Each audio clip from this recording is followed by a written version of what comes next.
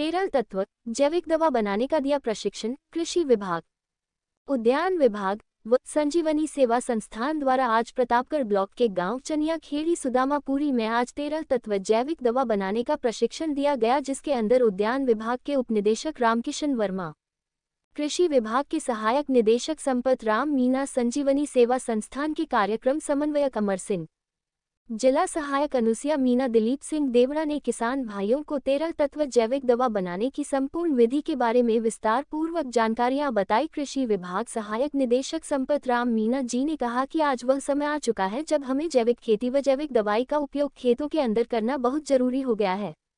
आज किसान भाइयों की जो जमीन है अत्यधिक रासायनिक के उपयोग से उस कलर बंजर कठोर हो चुकी है, और अगर इसी तरह से किसान रासायनिक खाद्य व दवाओं का उपयोग करता रहा तो खेती के साथ साथ अपने शरीर पर भी रासायनिक दवाओं के दुष्परिणाम देखने के लिए मिलेंगे।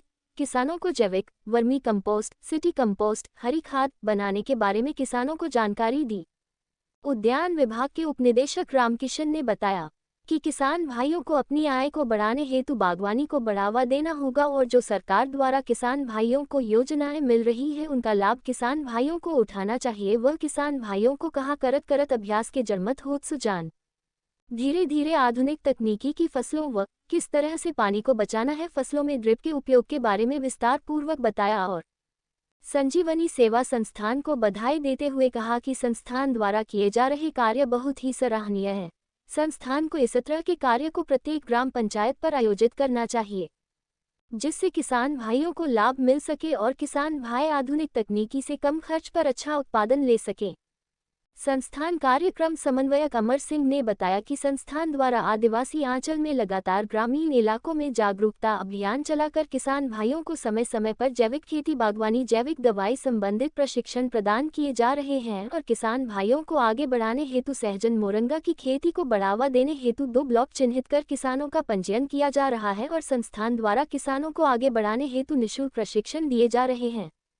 किसान भगवती लाल आजना ने बताया कि प्रत्येक वर्ष रासायनिक खाद्य व दवाओं का खर्चा इतना हो रहा है जितना उत्पादन भी नहीं होता है, इसलिए किसान भाइयों को जैविक दवा का उपयोग करना चाहिए। वह इसको अपने घर पर भी तैयार किया जा सकता है। किसान भाइयों को संस्थान के प्रशिक्षण कार्यक्रमों में अधिक से अधिक भाग लेना चाहिए। प्रशिक्षण में किसान भाइयों ने भाग लिया। भगवती लाल आंजना, जसपाल आजना, रतनलाल, बिहारी लाल, गोपाल, रतनलाल, बंशीलाल, सुरेश कुमार, रघुनाथ सिंह, यशपाल, शिवलाल, आनंदलाल, धारा सिंह, अम्बालाल, करीब 50 किसान भाइयों ने भाग लिया। हमारा काम कीड़े मारना थोड़ी है सर, हमें हमारी फसल बचाना है। दोनों मैटिंग करने के बाद अंडे देते हैं, अंडे वो पत्ती के नीचे चिपका देते हैं, गोंद जैसा झाग जैसा निकालते हैं पीछे से और वो चिपक जाता है। अंडे से इल्ली निकलती है और वापिस इल्ली एक प्यूपल स्टेज में चली जाती है। प्यूपल स्टेज का मतलब है जैसे आप अगर नरेगा में काम कर रहे हैं तो एक कीड़े का बंद खोल निकलता है जो सुसुप्त अवस्था में पड़ा है। जैसे ही अच्छा प्रयास है और कई अलग अलग चीज है। ये कहिए आपने कल मैंने किसी एक जैसे आप देखेंगे पंचगव्य,